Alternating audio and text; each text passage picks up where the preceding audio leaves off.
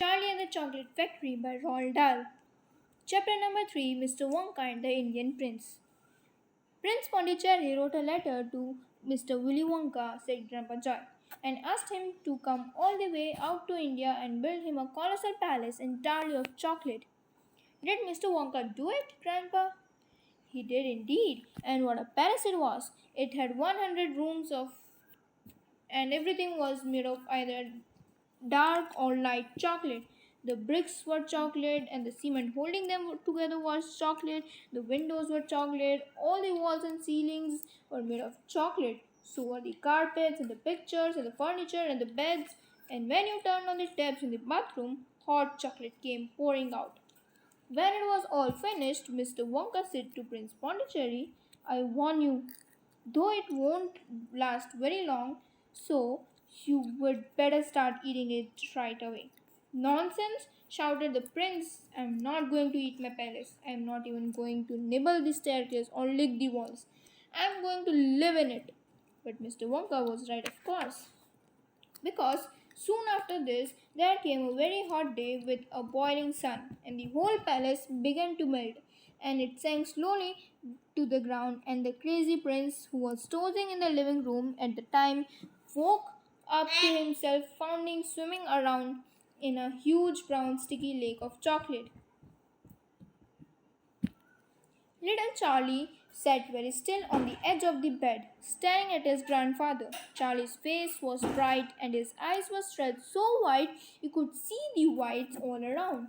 Is it all this really true? He asked. Or you're pulling my leg? It's true, cried all four of the old people at once. Of course it's true. Ask anyone you like. And I'll tell you something else that's true, said Grandpa Joy. And now he leaned closer to Charlie and lowered his voice to a soft, secret whisper. Nobody ever comes out.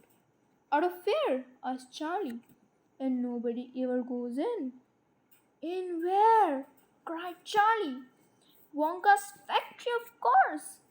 Grandpa, what do you mean? I mean workers, Charlie. Workers?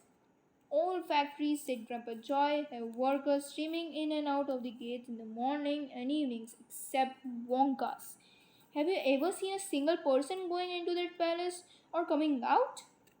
Little Charlie looked slowly around at each of their old faces, one after the other, and they all looked back at him. They were friendly, smiling faces, but they were also quite serious. There was no sign of choking or pulling leg on any of them.